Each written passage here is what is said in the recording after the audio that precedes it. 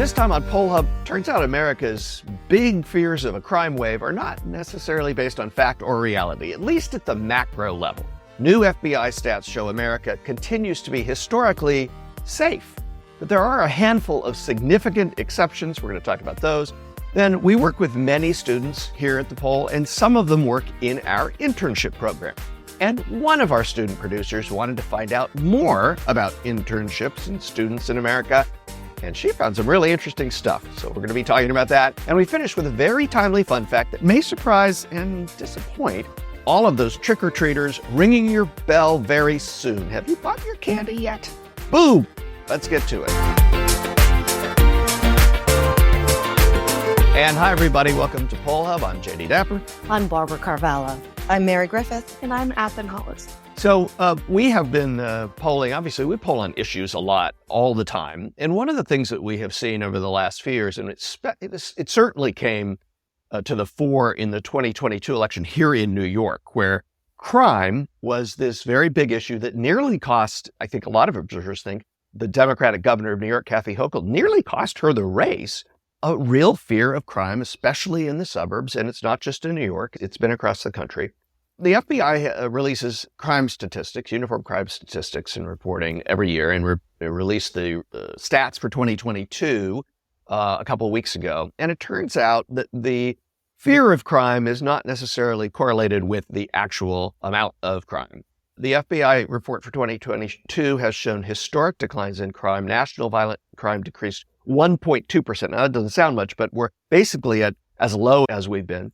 There was a 6.1% decrease in murders from 2021, a 5.4% decrease in rape, and there are other numbers that were decreases.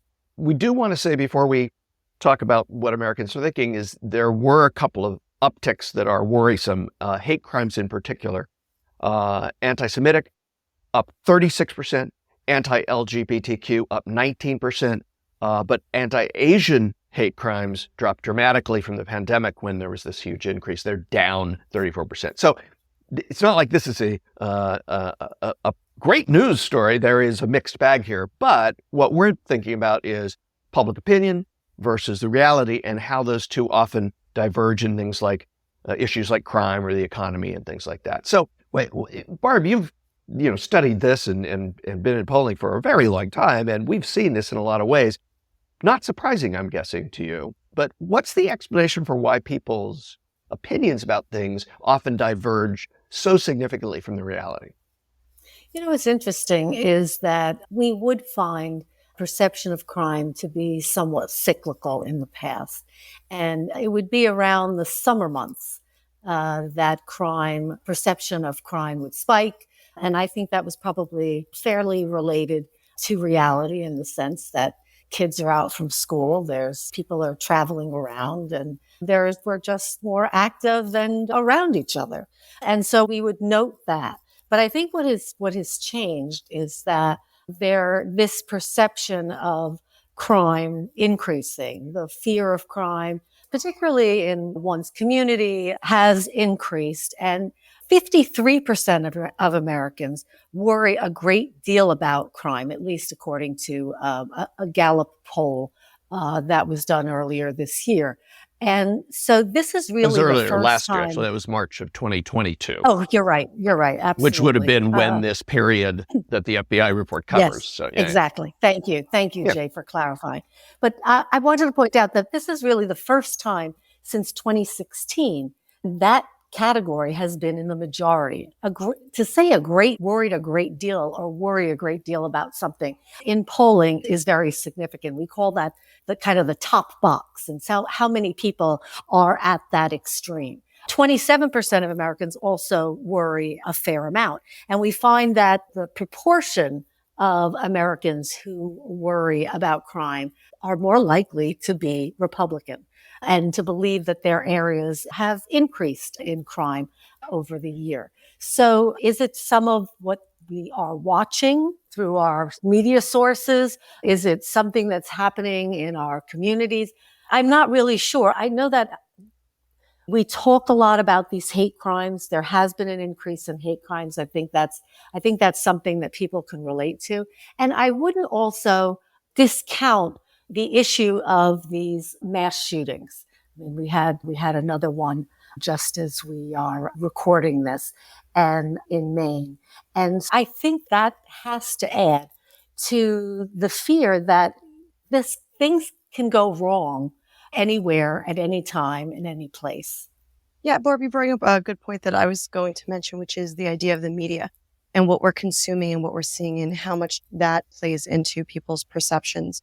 In terms of mainstream media, in terms of news, we always hear about the bad news, and Barb, you bring up the mass shootings, but also I wonder really how much this has to do with the idea of the echo chamber. And, if people are following news sources or following social media, that really aligns with their beliefs. And so it feeds into and exacerbates the fear and perhaps to some extent is not in line with reality.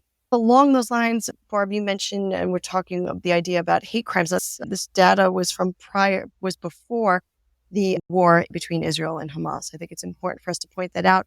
But the fact that people have had these perceptions, have these worries about hate crimes even before those tensions really escalated speaks a lot. And I know anecdotally from an acquaintance who is very concerned in the aftermath of the war breaking out in the Middle East, that she is very, very concerned for her own safety and for that of her family here in the United States. So, I mean, people really have these feelings. But again, it's the cause that is very much, we don't know what is the cause of that disparity. So you guys have both raised something that's really interesting, and that is where we asked this question, or Gallup did, but we've asked it about crime. But it's really what Americans are answering, how they feel about being safe, as opposed to crime. Is that how they're answering? Because we know this in polling, right? We ask a question. It doesn't mean that people are answering our question, right? Is that maybe what's going on? And I think that is a really good point. I mean, one thing that is interesting about this is that Gallup has done this over time. So whatever it is we're measuring, they have been measuring it the same way over time. And so we can see that whatever this question taps into, there certainly has been an increase in that. But I think there is a real concern about safety. And you mentioned, Jay, that here in New York, it almost cost the Democratic governor her seat. And I think to a certain extent, it probably cost the Democrats the House of Representatives. There's a number of seats here that in New York that flipped. And many people point to New York as the reason why the House of Representatives is Republican. I think that it's a very real issue, one that resonates. And again, it's something that will be very interesting to follow as well as we see the international situation spilling over into how Americans perceive their own safety. We have always been mostly lucky because of the wide bodies of water that separate us from most countries. But, as we know, the globe has gotten much smaller. Should internships be required by colleges? It's a question that has come up more and more in recent years as internships have become more necessary to a student's ability to land a job after graduation. Let's start with a look at the experiences of college students.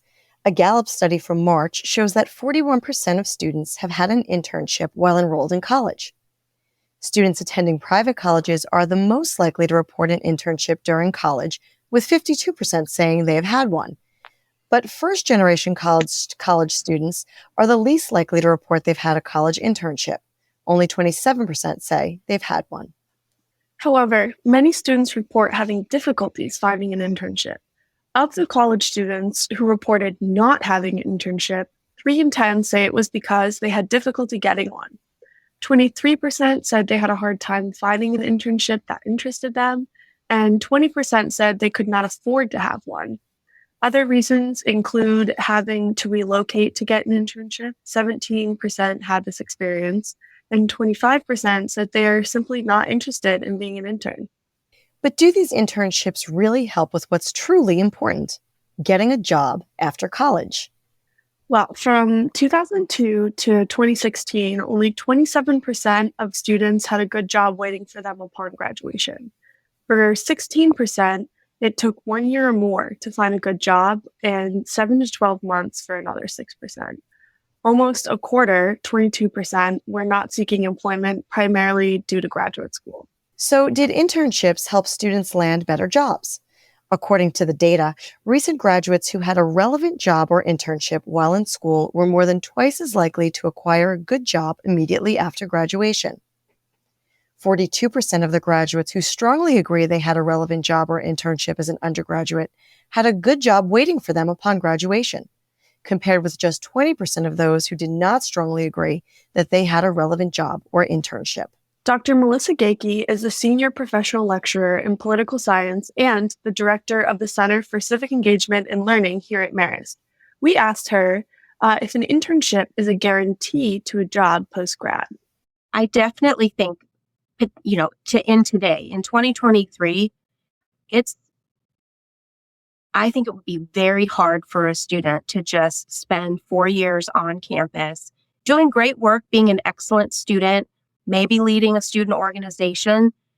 It would be hard for them, I think, to demonstrate what they know and what they can contribute to an employer without having those professional experiences. I just think you have to have, you don't need to have 12, but I do think you need to have a set of progressively responsible experiences. So whether that's campus employment or internships or some combination of that, whether you do it just on your winter break and summer break, but I think you have to put yourself out there into the real world so that you can demonstrate to the people that, will be involved with you in your next chapter that you can do it, that you are reliable, that you can follow instructions, you can see a project from start to finish. Like, how else are you going to be, you have to see yourself as competitive. And the only way to do that is by actually getting started. And so I do think it would be a difficult hurdle for a student if they didn't have an internship to add to their resume or their portfolio. Then there's the question of paid versus unpaid internships. According to a National Association of Colleges and Employers survey, the average hourly wage for paid interns during the summer of 2020 was $20.76. And this was a $1.22 increase from 2019, and the highest rate ever measured. However, the same NAC survey found that more than 40% of interns said they were not paid. Is it realistic to force students to gain internship experience with no pay for many positions, especially when you hear these stats? 60% of the time, a paid internship will turn into a job offer. For those in unpaid internships, the numbers are not as promising. 37% of unpaid internships turn into job offers. That's just 1% better than graduates with no internship experience. Are paid internships more fruitful than unpaid? That's a really good question.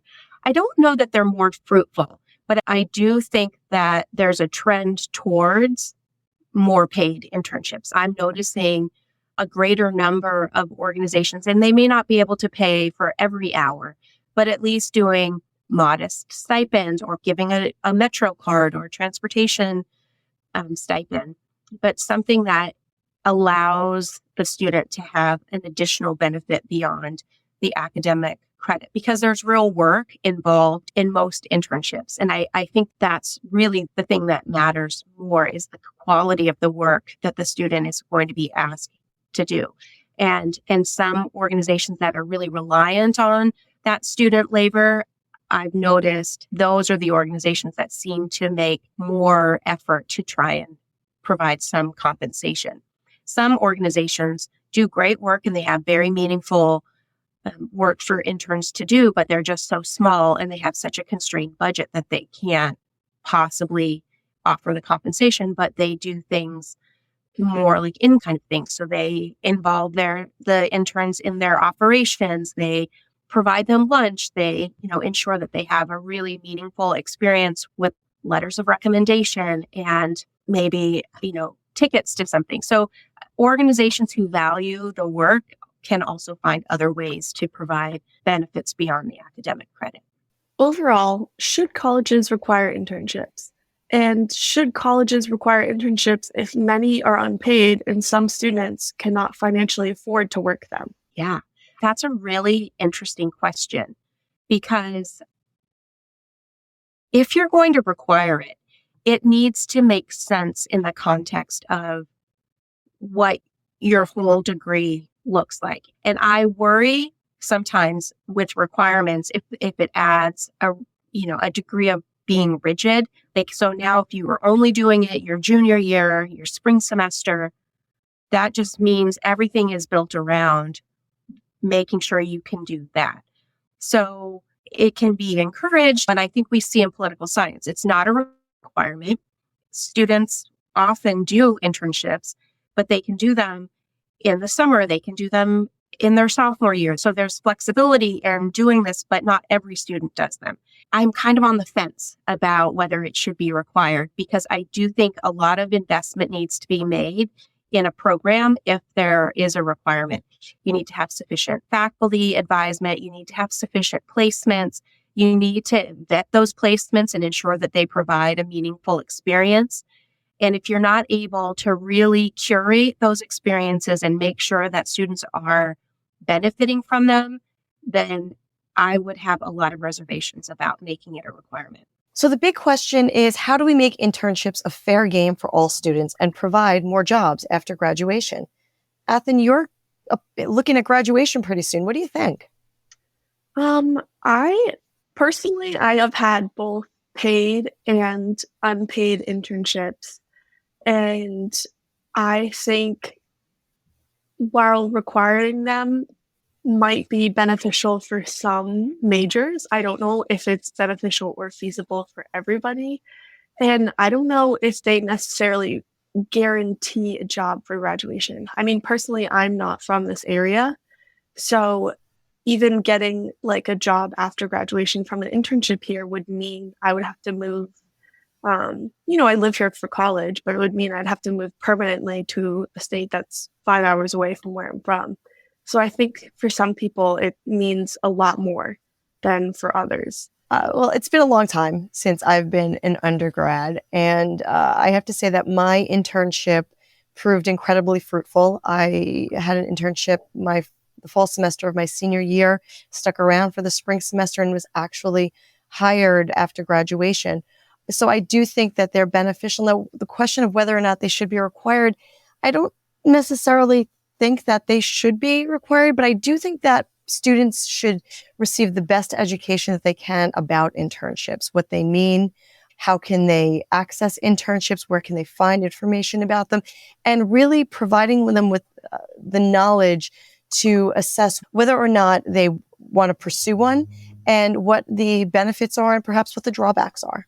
I completely agree. I think it can definitely give you very valuable experience that can help you decide what you like and what you don't like and what career paths you want to go down and what avenues might not be for you.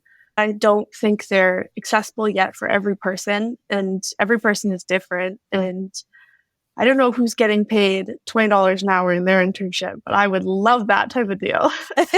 Well, I will say that when I was an intern, it was an unpaid internship. So I would have taken anything at that point. Yeah, I think for each person, it's different. But while we might never get the answer to that big question, it'll be interesting to see how colleges and universities go from here. So we are heading into the big festive season of the year. Many youngsters are actually starting this off with Halloween, which is in just a couple of days. So, of course, we searched the archives for a question that had to do with the season, and we just happened to find one. It's done by Princeton Survey Research Associates and for Troika Productions and Lifetime Television, and it was done way back in 1991, although I do remember 1991 very well. Oh, almost, what is it, 30 You don't have to years? do the math. Let's not do Please the math. stop. Please Yeah. stop. Yeah. So which holiday is your least favorite holiday of the year? And what do you guys think topped the list? Well, Christmas tops the list, and I think that's a little surprising, but then there's all the family yeah. dynamics, so maybe.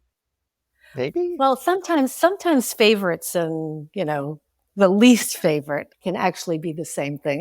It's not surprising that Christmas does have folks who find it pretty tense and stressful. We have asked questions in the past about whether Christmas is more enjoyable or more stressful. And the stressful category gets quite a lot of folks. I imagine there are a lot of hosts. Those who host the festivities are included in that. You're right. So that was 14%. So that was the biggest number. But number two is why we're talking about it at this time of year. Yeah, coming in second was Halloween with 11%. Now, I thought it was interesting that there wasn't one single holiday that really, there was a consensus around that everybody disliked. It kind of was pretty disparate. Only 4% of people thought Thanksgiving was their least favorite. And I'm very happy about that. And I think, quite frankly, the people who said Thanksgiving was their least favorite holiday probably made a mistake, because it's my favorite. It's food, it's football, it's friends, it's family. For me, you can't beat Thanksgiving. But then 5% didn't like New Year's Eve, 3% Valentine's Day, 5% for St. Patrick's Day, 5% for Easter, 3% for Memorial Day, 5% both for 4th of July and Labor Day, and also President's Day. And that was combined with Washington's birthday to get it up to 5%. What's not to like about that? So that would be what? Are they 1 in stuck 20 working? people.